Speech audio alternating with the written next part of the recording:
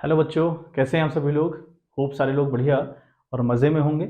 और अब चीज़ें आपको समझ में आने लगी होंगी। ठीक है, तो एंट्रीज़ के ऊपर स्पेशल फोकस बनाइएगा, है ना। मतलब मैं अगर कहूँ कि महीने भर एंट्री वगैरह आप करो, या जो छुट्टियाँ आपकी पड़ी है जून की, इस जून के महीने पूरे आप एंट्री पे फोकस करो। बाकी चीज़ें आपको बड़ी आसान लगेंगी, बाकी अकाउंट्स में कुछ नहीं है ना। सिंपल सा फोकस आप रखिए एंट्रीज के ऊपर। ठीक है, तो एक क्वेश्चन मैंने आपके लिए बोर्ड पे लिखा हुआ है, तो क्वेश्चन के ऊपर अलग अलग क्वेश्चन मैं कुछ लेके आ रहा हूँ, कुछ डिफरेंट डिफरेंट केसेस मिलेंगे आपको। कल हमने बात की थी डिस्काउंट के ऊपर, ट्रेड डिस्काउंट किस तरीके से ट्रेड करना होता है, कैश डिस्काउंट को कैसे ट्रेड करना होता है, कैसे इनकी एंट्रीज करनी होती है ना। अब इनके ऊपर क्वेश्चन किस तरीके से बेस्ड रहते हैं, कैसे कैसे क्वेश्चन थोड़ा सा मुश्किल पैदा करते हैं, उनके ऊपर आज हम बात करने वाले हैं। ठीक है, तो एक 6-7 ट्रांजेक्शन मैंने लिए हुए हैं। ठीक है, तो अब देखो यहाँ पर होता क्या है। पहला आपका है commences the business with cash ₹50,000, goods ₹30,000 and furniture of ₹20,000। तीन चीजों से बिजनेस को स्टार्ट किया गया, है ना। विद द कैश, कैश लेकर आए आप ₹50,000, गुड्स आप लेकर आए ₹30,000 एंड फर्नीचर आप लेकर आए ₹20,000 का। तो इनसे आपने बिजनेस को स्टार्ट किया। अब जब बिजनेस को स्टार्ट करते वक्त आप जो भी डालते हैं ना, यानी हमने सीखा कि कैपिटल उसे हम कहते हैं जो प्रोपराइटर या जो ओनर कंपनी के अंदर कैश इन्वेस्ट करता है। बिल्कुल सत्य बात है। लेकिन अगर वो स्टॉक यानी गुड्स को इन्वेस्ट करे इन द बिजनेस, वो भी कैपिटल है। अगर वो फर्नीचर डाल दे या कोई एसेट डाल दे, वो भी आपकी क्या है, कैपिटल। तो जितना भी मालिक अपनी कंपनी के अंदर डालता है, वो सारा का सारा मामला कैपिटल कहलाता है। ठीक बात। अब तो पहली एंट्री हमारी देखो क्या हुआ। इस कंपनी, देखें इस केस में कंपनी के पास क्या हुआ। देखो मैं आपका फॉर्मेट के अंदर एंट्री नहीं कर रहा हूँ, क्योंकि फॉर्मेट बनाना पॉसिबल नहीं हो पा रहा है। तो फॉर्मेट के अंदर एंट्रीज करिएगा, है ना। Date, particulars, LF, debit, credit, जितना भी हमारा फॉर्मेट है, उस फॉर्मेट के ऊपर अच्छे से कमांड बनाइएगा। फॉर्मेट के हिसाब से एंट्री करना बहुत ज्यादा इंपॉर्टेंट है। ठीक बात। अच्छा, पहले में क्या हुआ, कमेंस द बिजनेस, यानी कमेंस वाला जो वर्ड है इसका मतलब होता है स्टार्ट करना। Started business with cash of ₹50,000। तो क्या हुआ, फर्म के पास सबसे पहले तो कैश आया, तो cash account will goes to debit side with ₹50,000। आपके 50,000 कैश आया। उसके बाद एक वर्ड दिया है कि भैया गुड्स भी डाली गई। गुड्स का मतलब वो स्टॉक हुआ। गुड्स का मतलब क्या हुआ बच्चों, स्टॉक हुआ। तो लिखेंगे आप स्टॉक अकाउंट डेबिट। ठीक है बात, लिखेंगे आप stock account again will goes to debit side with rupees, ठीक है, 30,000 विद ₹30,000। अब फिर उसके बाद क्या डाला उसने, फिर डाला फर्नीचर। फर्नीचर भी हमारे लिए क्या है, ठीक है, फर्नीचर भी हमारे लिए कैपिटल है। लेकिन यहाँ पर फर्नीचर भी आया, स्टॉक भी आया, कैश भी आया। जो भी रियल में आ रहा है उसको मैं डेबिट कर रहा हूँ, है ना। वही रूल एप्लीकेबल हो रहा है। Then furniture account debit. ठीक है बात, लिखूंगा furniture account debit. Furniture account will also goes to debit side with ₹20,000। ठीक बात। अब देखिए अल्टीमेट 50 का कैश आया, 30 की स्टॉक आई और 20 का आपका फर्नीचर आया। तो अल्टीमेट लेवल पर 50, 30, 80 प्लस 20 हो गया आपका 1,00,000। तो 2 कैपिटल करेंगे आप इसको। मैंने कहा जो भी मालिक फर्म के अंदर डाले, वो चाहे स्टॉक हो, चाहे फिर वो कैश हो, चाहे फिर वो कोई एसेट्स हो, वो सब के सब कैपिटल है। तो 1,00,000 यहाँ पर आप लिखेंगे। नरेशन इसके नीचे लिखेंगे आप being business started with cash, stock and furniture. ठीक है, being business started with cash, stock and furniture. आई बात समझ। चलें, तो जो अगला वाला पॉइंट है वो बहुत बेहतरीन क्वेश्चन है, इसको समझें सेकंड वाले को। तो बहुत इजी है, करते हुए आ रहे हैं, लेकिन मैंने ये इसलिए लिया क्योंकि स्टॉक और फर्नीचर एक नया आया था। तो कहीं ऐसा ना हो कि आपको सिर्फ ये लगे कि सिर्फ और सिर्फ कैश कैपिटल कहलाता है। अगर मालिक फर्म के अंदर कैश डाले उसी को हम कैपिटल कह रहे हैं, ऐसा बिल्कुल नहीं है बच्चों। ठीक है बात। तो इस मिथ से बाहर आइएगा। वो कुछ भी डाले, है ना, वो स्टार्ट करते वक्त डाले या मिड में डाले, कभी भी वो बिजनेस के अंदर इन्वेस्ट करे, 10 साल बिजनेस को चलते चलते हो जाए, फिर मालिक कुछ इन्वेस्ट कर दे, वो तब भी कैपिटल है। ठीक है, मालिक कुछ भी डालेगा वो सब कैपिटल कहलाएगी। आई बात समझ में। चलिए अब देखें अगला जो ट्रांजेक्शन है मैं कह रहा हूँ इंपॉर्टेंट है। कैसे, बॉट गुड्स फ्रॉम दीप्ति, यानी दीप्ति से हमने गुड्स खरीदी। ठीक है, अब बॉट का मतलब होता है खरीदना, परचेज करना। अब क्या खरीदा हमें नहीं पता, हमें लिखा है कि बॉट गुड्स, गुड्स खरीदी गई, लेकिन क्या खरीदा नहीं पता। जब क्या खरीदा नहीं पता होता तो हमारा परचेज वाला वर्ड काम का है, यानी परचेज को हम डेबिट करेंगे। जब हम लिखेंगे गुड्स सोल्ड, यानी गुड्स बेची गई, बेचा तो गया लेकिन क्या बेचा गया अगर नहीं पता चल रहा, या गुड्स का नाम नहीं दिया, तो वहां पर आपका सेल्स वाला वर्ड हम लोग यूज करते हैं। ठीक है बात। चलिए नाउ आगे लिखा है of the list price of ₹30,000, यानी जो उसका लिस्ट प्राइस का मतलब है, एमआरपी तो 30,000 रुपए थी उसकी, एमआरपी का मतलब है लिस्ट प्राइस। लिस्ट प्राइस तो कितनी थी उसकी, 30,000 एट 15% रेट डिस्काउंट। फिर आगे लिखता है एट 15% रेट डिस्काउंट, यानी हमने दीप्ति को गुड्स बेची 30,000 रुपए की, लेकिन कैसे, 15% के ट्रेड डिस्काउंट पे। अब ट्रेड डिस्काउंट का ये मतलब हुआ कि हमने दीप्ति को सामान 30 का नहीं बेचा, 30 से कम का बेचा। और हम जब 30 का से कम का सामान बेचते हैं, कम बेचने वाले की हम एंट्री नहीं करते, यानी हम ट्रेड की एंट्री नहीं करते, ट्रेड को बिजनेस के अंदर शो नहीं करते। ठीक बात। अब देखें यहाँ पर दीप्ति को सामान बेचा, अब सामान बेचा कैसे है, नगद के उधार, कुछ इन्फॉर्मेशन क्वेश्चन में गिवन है, यहाँ पर लास्ट में इन कैश नहीं लिखा, अगर लिखा होता ना about goods from Deepti of the list price of ₹30,000 at 15% trade discount in cash लिखा होता तो हम मानते कि ये जो ट्रांजेक्शन है नगद वाला ट्रांजेक्शन है, लेकिन यहाँ दीप्ति का नाम भी आया और इन कैश भी कहीं नहीं लिखा हुआ है, तो इसका मतलब बच्चों ये उधार में है, और जब उधार में होता है तो दीप्ति का नाम हम रिकॉर्ड करेंगे। यहाँ पर हमने गुड्स खरीदी हैं, अगर खरीदी है तो फिर क्या हुआ, परचेज अकाउंट डेबिट जाएगा, तो फिर हम सेकंड वाली एंट्री करेंगे, हम लिखेंगे परचेज अकाउंट डेबिट। ठीक है बच्चों, हम करेंगे परचेज अकाउंट डेबिट। ठीक है बात, purchase account debit to Deepti, यहाँ पर दीप्ति हो गई गिवर है तो Deepti will goes to credit side, है ना। हमने सीखा है भाई the giver always goes to credit side, कोई ह्यूमन बीइंग हो और अगर गुड्स रिसीव करेगा तो या कुछ भी रिसीव करेगा तो हम उसको डेबिट करेंगे, अगर वो कुछ देगा तो हम उसको क्रेडिट करेंगे, यहाँ दीप्ति दे रही है। ठीक है बात, तो purchase account debit to Deepti account. Now अब मामला कितने का करें भाई, 30,000 की गुड्स थी, उसकी जो एमआरपी थी वो 30,000 रुपये थी, लेकिन हमने 15% कम पर बेची है ना, 15% ट्रेड डिस्काउंट का मतलब हुआ 15% कम पर बेची है। अब अगर हम इसका 15% निकालें तो 15 यानी 4,500 की बात हो रही है ना, यानी 4,500 का उसको ट्रेड डिस्काउंट दिया गया, 4,500 का उसका ट्रेड डिस्काउंट दिया गया। अगर 30,000 से अगर आप 4,500 लेस करोगे तो बनता है 25,500, तो आपने गुड्स 30,000 वाली जो थी वो खरीदी है 25,500 में, किससे, फ्रॉम दीप्ति से। आई बात समझ में, यहाँ पर हम लिखेंगे being goods purchase from Deepti, है ना, at 15% trade discount in credit, हम ये बात भी लिखेंगे, ये बात मेंशन करेंगे इसके नरेशन में, being goods purchase from Deepti at 15% trade discount in credit. आई बात समझ में। चलिए अब थर्ड समझते हैं, ठीक है, थर्ड वाला पॉइंट समझते हैं, वो और मजेदार पॉइंट है। क्या हुआ, रिटर्न गुड्स, हमने गुड्स रिटर्न करी, किसको, दीप्ति को, दीप्ति से हमने सामान खरीदा था, अब उसको हम गुड्स वापस कर रहे हैं। ठीक है, of the list price of ₹5,000, यानी जिस गुड्स की एमआरपी 5,000 रुपये है उस गुड्स को हम दीप्ति को वापस कर रहे हैं, क्योंकि वो डिफेक्टिव रहा होगा, सामान खराब रहा होगा और रिटर्न करना पड़ेगा। अब अगर रिटर्न करना पड़ेगा, पहली बात तो देखो, जब रिटर्न हम करते हैं ना, जब हमने खरीदा था तो हमने एंट्री करी परचेज टू दीप्ति, करी, हमने करा purchase account debit to Deepti account, इसी एंट्री को पलट देना होता है, क्योंकि इसी का उल्टा हम काम कर रहे हैं। हम गुड्स लेकर दीप्ति के पास गए, दीप्ति हो गई receiver, Deepti will goes to debit side. ठीक है, बात समझ में आ रही है, तो हम लिखेंगे दीप्ति अकाउंट डेबिट, है ना, हम करेंगे दीप्ति अकाउंट डेबिट। अमाउंट फिर देखते हैं क्या होगा, टू हम कर देंगे, जो परचेज हमने अभी तक डेबिट किया था इसको हम क्रेडिट कर देंगे टू परचेज, क्योंकि मैंने पहले ही आपसे कहा था। ठीक है, तो परचेज, लेकिन एक वर्ड इसके आगे लिखेंगे आप रिटर्न। ठीक है, रिटर्न वाला वर्ड स्पेसिफिकली लिख देंगे इसके आगे, ताकि ये पता चले कि परचेज रिटर्न है। अदरवाइज अगर आप द्वितीय अकाउंट डेबिट टू परचेज भी करते हैं तब भी आपका एग्जामिनर मार्क्स नहीं काटेगा, है ना, बिल्कुल नहीं काट सकता हूँ मार्क्स, लेकिन फिर भी हम स्पेसिफाई करने के लिए, थोड़ा सा क्लैरिफाई करने के लिए इसके आगे एक वर्ड जोड़ देते हैं रिटर्न।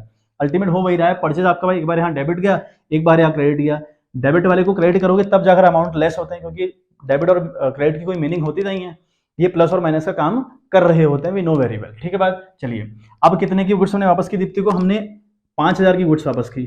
अब 5,000 की नहीं करी, 5,000 की गुड्स वापस करी अगर हैं, जब हमने दीप्ति से सामान खरीदा हुआ था तो हमने इसको ट्रेड डिस्काउंट दिया था, तो जब वापस करने जाएंगे तो क्या ट्रेड नहीं लगाएंगे, मैंने ऐसा कुछ, आप किसी दुकानदार के पास गए, आपने कहा भैया एक जीन्स दिखाना, उसने जीन्स दिखाई, वो जीन्स थी 1,000 रुपए की, लेकिन आपको 900 की पड़ी, उसने आपको 900 की दी, घर आपको पता चला कि ये तो जीन्स फटी हुई है यार, है ना, तो आप जीन्स वापस करने गए दुकानदार के पास, दुकानदार आपको 900 देगा कि 1,000 रुपए देगा, आपको 900 देगा, क्योंकि उसने 900 की बेची थी आपको। वही कहानी यहाँ भी है, हमने आपसे खरीदते वक्त ट्रेड लगाया था या ट्रेड की बात करी थी, जब हम आपको वापस करेंगे वहां भी ट्रेड की बात करेंगे, तो 5,000 का 15% फिर ट्रेड लगाएंगे आप। ठीक है, यह आएगा आपका 750 रुपये, ये आपका आएगा 750 रुपये। अगर आप 5,000 से 750 रुपये लेस करेंगे तो आएगा 4250, ये आएगा आपका 4,250। आई होप समझ में आ रहा होगा। तो यहाँ पर लिखेंगे आप being goods return to Deepti. ठीक है, being goods return to Deepti, simple सी बात लिखते हैं, being goods return to Deepti. आ गई बात समझ में। आई होप इतना मामला आप क्लियर कर पाए होंगे। अब देखिए चौथा वाला देखें, बहुत छोटी सी बातें हैं लेकिन इंपॉर्टेंट है बच्चे। मैं आपको कह रहा हूँ कि एंट्री में आप लोगों ने कमांड बनानी है ना, आपने स्कूल में कितना कर रखा है, कहाँ से कितना कर रखा है, मैटर नहीं करता, एंट्री में आप कमांड बनाइए। एग्जाम में आएगा नहीं आएगा वो मुद्दा बिल्कुल नहीं है, मुद्दा है कि हमको नॉलेज कितनी है। ठीक है बात, नॉलेज के लिए आपको एंट्री सीखनी है, एंट्री के ऊपर जिसने कमांड बना दी उसको आ गई अकाउंट। अब देखें, settle the account of Deepti bye paying cash discount of 2%। ठीक है, हमने क्या करा, दीप्ति का अकाउंट सेटल कर दिया, दीप्ति के साथ डील खत्म कर दी, दीप्ति के साथ सामान खरीदा था फिर उसको वापस किया। अब दीप्ति को पैसा भी तो पे करोगे ना, आपने उधार खरीदा हुआ है दीप्ति से, तो दीप्ति को सामान वापस करोगे, सॉरी पैसा उसको पे करोगे। अब पैसा जब पे करने गए तो तब भी हमको 2% का कैश डिस्काउंट मिला है, और अगर कैश डिस्काउंट मिले तो ये बिजनेस के अंदर रिकॉर्ड किया जाता है। आई बात समझ में? अब देखें, अब पहले एक बार हल्का सा इसका वर्किंग नोट बना लें, ठीक है। वर्किंग नोट का मतलब हुआ आप जो रफ वर्क करेंगे वो आपका वर्किंग नोट कहलाता है अकाउंट्स में, ये करना जरूर है, ठीक है। जब एक क्वेश्चन करने बैठेंगे तो एक पेज छोड़ दें, एक पेज के बाद आप वर्किंग नोट स्टार्ट करें। अब देखें एक बार हम जरा करते हैं, देखो क्या हुआ। दीप्ति से देखो, दीप्ति का जो हमने पैसा पे करना है ना, तो आप लिखेंगे मनी हैज टू पे दीप्ति, यानी दीप्ति को पैसा कितना पे करना है पहले वो देख लेते हैं एक बार। हमने कहा दीप्ति से हमने 25,500 का सामान खरीदा, देखो दिख रहा है आपको 25,500 का सामान हमने खरीदा हुआ था, फिर 4,250 का हमने उसको वापस कर दिया। तो लिखें फिर अब लेस करें, यहाँ पर आप लेस करेंगे, है ना, गुड्स रिटर्न, हमने उसको गुड्स रिटर्न कर दी इतने की, है ना, गुड्स रिटर्न करी, वो लिख लेंगे आप कि कितनी गुड्स रिटर्न करी आपने, करी 4,250 रुपये की आपने गुड्स रिटर्न करी। तो घटाएं जरा कितना आ रहा है 50, और यहाँ 4 से 2 गया 2, 5,000 1, यानी 21,250 की डील अभी है फिलहाल, यानी हमने उसको 21,250 रुपये देना है, ठीक। लेकिन यहाँ पर 21,250 फिर नहीं दिया हमने 21,500 फिर 21,250 फिर नहीं दिया, ठीक है।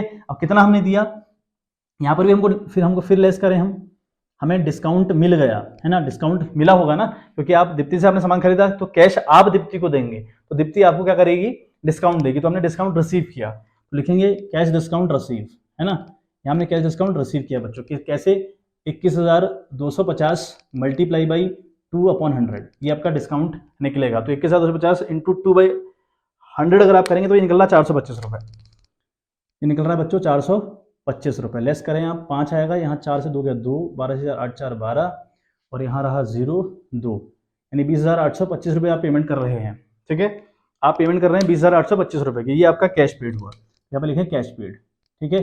ये नरेशन, सॉरी नोट नरेशन, ये वर्किंग नोट कर लीजिएगा क्योंकि इंपॉर्टेंट है, बाद में समझ में नहीं आएगा कि कैसे हुआ है।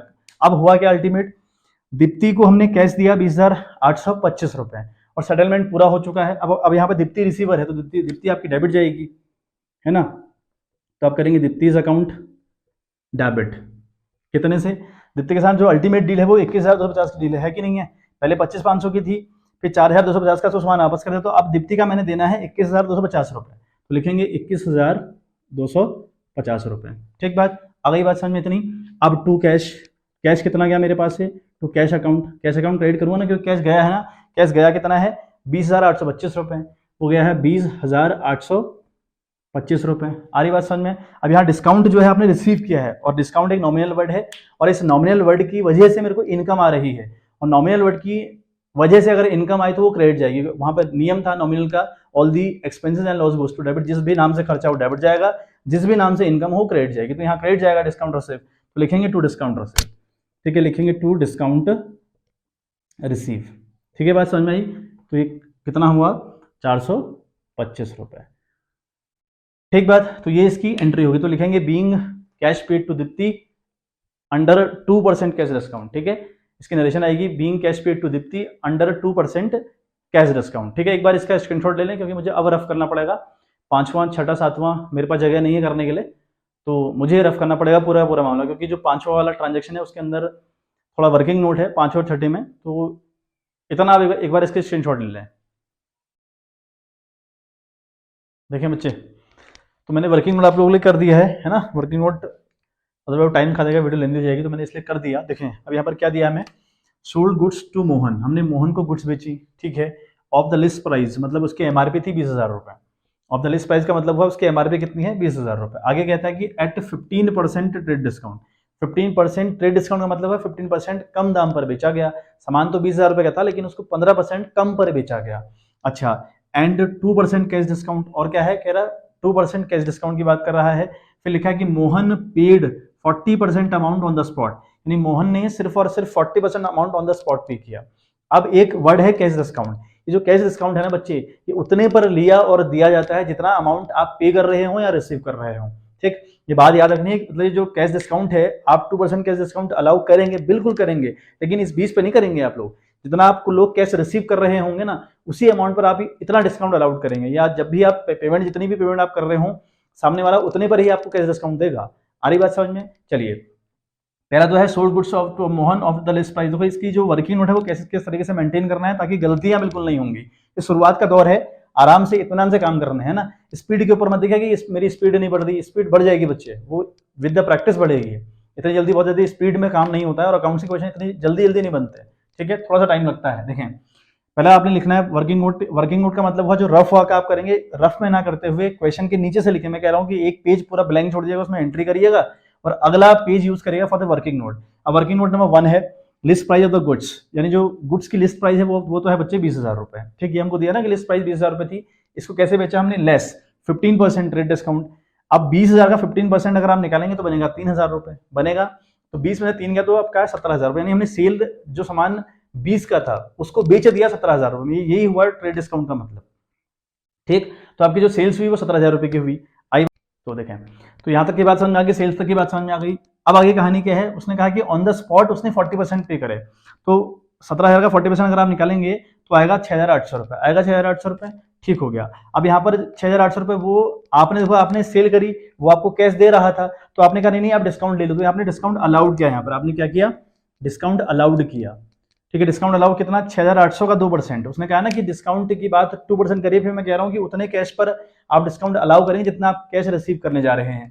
तो 6,800 में रिसीव करेंगे, उसका 2% निकाला तो 136 रुपए आया, तो 6,800 में से 136 लेस किया तो वो आ गया 6,664 रुपए। तो ये आपने कैश रिसीव किया, इतना आपने कैश रिसीव किया। अब मोहन को मैंने 17,000 की सामान बेचा, 20 का सामान था वो 17 में बेचा, उसने मुझे 6,800 रुपए दे दिए, भले मैंने 6,664 रुपए ही रिसीव कर पाया, लेकिन उसने 6,800 रुपए दिए, मुझे देने चाहिए, मैंने उसको डिस्काउंट जबरन दिया हुआ है।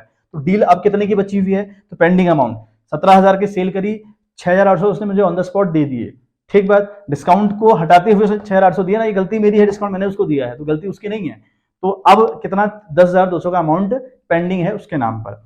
आई बात समझ में? अब रही बारी एंट्री की, कि एंट्री कैसे करेंगे।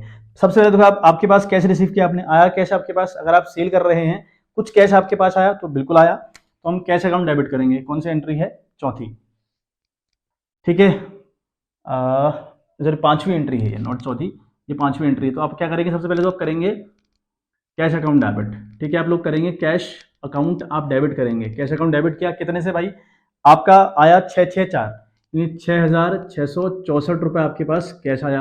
अब आपने डिस्काउंट अलाउड किया, डिस्काउंट अलाउड करना मतलब खर्चा, डिस्काउंट अलाउड करना मतलब खर्चा हुआ ना, डिस्काउंट अलाउड अकाउंट डेबिट जाएगा कितना? 136 रुपये, तो 136 आपने ये करा। उसके बाद इतना अमाउंट मोहन के नाम पर पेंडिंग है 10,200 रुपये, तो जितना पेंडिंग होता है वो उसके नाम पर चढ़ जाएगा, तो फिर मोहन को डेबिट करेंगे आप, लिखेंगे आप मोहन अकाउंट डेबिट, ठीक है, आप करेंगे मोहन अकाउंट भी आपका डेबिट जाएगा विद ₹10,200। आई बात समझ में? उसके बाद आप करेंगे 2 सेल्स, फिर आप करेंगे 2 सेल्स, सेल्स कितने की हुई बच्चा? 17,000 रुपये की। आ गई बात समझ में? 17,000 का अमाउंट यहाँ पे लिख दिया, और 6,664 रुपये आपने रिसीव किए वो कैश के आगे लिख दिए, 136 आपने डिस्काउंट अलाउड किया, खर्चा तो यहाँ लिख दिया डेबिट, और जितना पेंडिंग था वो उसके नाम पर चढ़ गया। तो ये एंट्री हुई कंबाइंड एंट्री। तो यहाँ पे लिखेंगे आप being goods sold to Mohan at 15% trade discount and 2% cash discount and 40% amount paid by Mohan on the spot, ठीक है बात। ये एंट्री करने का तरीका हुआ। आ गई बात समझ? अब अगला एक बार समझें, ठीक है। अगले में देखो कहानी क्या है, अगली फिर कहानी रोचक कहानी है। अब देखें क्या कहता है कि ये 5वीं वाली एंट्री हुई, तो अगले जो हमारा छठा कहानी का मूल्य है वो कह रहा है कि मोहन रिटर्न गुड्स, मोहन ने गुड्स रिटर्न करी of the list price of ₹3,000, यानी उस बंदे ने मुझे 3,000 रुपये की गुड्स वापस कर दी। अब 3,000 रुपये की गुड्स वापस करी तो है उसने, लेकिन मैंने जब उसको बेचा था तो ट्रेड डिस्काउंट दिया था, तो जब वापस लूंगा तब भी ट्रेड लगा के लूंगा, ठीक बात। अच्छा, अब यहाँ अगर गुड्स रिटर्न आई है तो बिल्कुल एंट्री पलट जाएगी भाई, है ना, एंट्री पलट जाएगी, मतलब कि ठीक है। देखें तो देखें क्या होगा, यहाँ पर रिटर्न आया है मामला, तो सेल्स जब मैं करता हूँ तो सेल्स में क्रेडिट करता हूँ, जब वापस आती है सेल्स तो उसको डेबिट करता हूँ। तो यहाँ लिखेंगे सेल्स रिटर्न अकाउंट, ठीक है, लिखेंगे हम सेल्स रिटर्न अकाउंट, ठीक है। सेल्स रिटर्न अकाउंट हम लोगों ने डेबिट किया, और 2 किया मोहन, क्योंकि मोहन वापस करने वाला था, the giver always goes to credit. अब देखो सामान था 3,000 रुपये का भाई, सामान था 3,000 रुपये का, है ना, ये कह रहा है ना कि 3,000 का उसने गुड्स वापस करी मेरे को, 3,000 की गुड्स वापस करी है, लेकिन 15% का ट्रेड भी तो था इस पर, तो इंटू करेंगे आप 15%, उतना कम लेंगे आप, 15 या 45, यानी 450 का सामान आप कम लेंगे। तो अगर आप घटाएंगे 3,000 से 450 तो बनेगा 25-50, तो आप डेबिट करेंगे 25-50 और क्रेडिट भी करेंगे आप 25-50। आ गई बात समझ में? तो ये कहानी यहाँ तक की हो गई। अब लास्ट का जो ट्रांजेक्शन हमारा है कि Mohan paid 7,500 in full settlement of his account. अब देखते हैं कि उसने 7,500 हमको पे किए हैं और वहां पे भी कह रहा है कि full settlement of his account है। अब मैंने कल बताया था जहां पर full settlement of his account और हर अकाउंट लिखा हो, फुल सेटलमेंट की जहां पर कहानी लिखी होगी वहां पर कंफर्म तौर पर कैश डिस्काउंट की बात करी रहती है। आ गई बात समझ में? चलिए एक बार इसका स्क्रीनशॉट ले लें, फिर थोड़ा सा मुझे एक जो वर्किंग नोट है वो रफ करना पड़ेगा हल्का सा, ठीक है बात? देखें तो लास्ट बार जो ट्रांजेक्शन हमसे कह रहा है कि Mohan paid 7,500 in full settlement of his account. अब जरा पहले मोहन का हिसाब लगा लें। देखो यहाँ दिखा रहा है कि मोहन का जो पेंडिंग अमाउंट था वो 10,200 था कि नहीं था? मोहन ने मेरे 10,200 अभी भी देने हैं, ठीक है। चलो अब मैं देखो यहाँ कर रहा हूँ, मोहन ने मुझे 10,200 रुपये देने थे, ठीक, लेकिन मोहन ने उसमें से 2,550 रुपये का सामान वापस कर दिया तो लेस करें, 2,550 अब लेस कर लेंगे, ठीक है। तो ऐसी जगह इसका कोई वर्किंग नोट नहीं है, जो मैथ्स ये मतलब रफ में ही हो जाएगा, है ना। तो 0 5 यहाँ रहा 6 5 11, यहाँ आपका 9 से 2 गया तो आपका बचा 7,000, ठीक है। तो 7,000 से 650 रुपये उसने मेरे को देने हैं अभी। अल्टीमेट लेवल पर पहले 10,200 देने थे, लेकिन उसने उसमें कुछ सामान मुझे वापस कर दिया, तो 10,200 में से मैंने 2,550 रुपये घटाए, तो उसने मेरे अब देने हैं 7,650 रुपये। लेकिन कितना दे रहा है वो दे रहा है 7,500, 7,500 ही दे रहा है, यानी देने 7,650 रुपये हैं, देने 7,650 रुपये हैं, लेकिन दे रहा है 7,500। तो इसका क्या मतलब हुआ? 150 रुपये मैंने कम रिसीव किए। अब अगर 150 रुपये मैंने कम रिसीव किया तो मैंने डिस्काउंट दिया होगा सामने वाले को। क्यों डिस्काउंट में मैं कैसे समझा कि डिस्काउंट है? यहाँ लिखा है फुल सेटलमेंट, और जहां फुल सेटलमेंट लिखा हो वहां कंफर्म तौर पर डिस्काउंट की बात हो रही होती है, ठीक बात। अच्छा एंट्री क्या करेंगे भाई? हम लिखेंगे कैश अकाउंट डेबिट करेंगे, कैश अकाउंट हम लोग डेबिट करेंगे विद ₹7,500, ठीक है। यहाँ डिस्काउंट अलाउ किया है हमने तो खर्चा हुआ, अगर अलाउ किया तो फिर डेबिट जाएगा। डिस्काउंट अलाउड अकाउंट हम लोग डेबिट करेंगे अगेन विद ₹150। आ रही बात समझ में? टू लिखेंगे मोहन, टू लिखेंगे, देने वाला मोहन है ना, तो मोहन अकाउंट हम क्रेडिट करेंगे विद ₹7,650।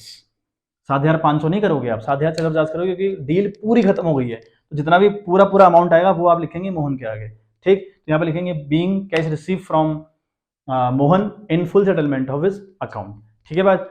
होप आपको मामला क्लियर हुआ हो। छोटी सी वीडियो है ना, मुश्किल से गई है ये 23-24 मिनट की। तो वीडियोस देखिए, इनको एंजॉय करिए और सीखने का प्रयास करिए। ऐसे ही क्वेश्चन जहाँ जहाँ आपको मिले बार बार आपने प्रैक्टिस करनी है। और एंट्री के ऊपर मैं आपको कह रहा हूँ कि पूरा महीना भी अगर आप एंट्री के ऊपर लगा दोगे कोई दिक्कत नहीं है, कोई परेशानी इस बात से नहीं है। अदरवाइज मैं तो खैर अभी 2-4-5 वीडियो अभी और कंटिन्यू रखूंगा एंट्री के ऊपर, क्योंकि मेरा पर्सनल ऐसा मानना है कि हमें एंट्री आनी चाहिए। सबसे पहले एंट्री आ गई तो लेजर बनाना और कुछ करना अकाउंट्स के अंदर वो बहुत ईजी मामला हुआ, इतना मेन हुआ, एंट्री करनी आ जाए एक बार, ठीक है। चलिए आराम से प्रैक्टिस करिए, दिल लगाकर पढ़िए, चैनल को सब्सक्राइब करिए, लाइक करिए। अगर कोई दिक्कत परेशानी आए तो कमेंट बॉक्स में कमेंट करिए, ठीक है बात। चलिए मिलते हैं आपसे इन द नेक्स्ट वीडियो, तब तक के लिए bye bye, have a good day.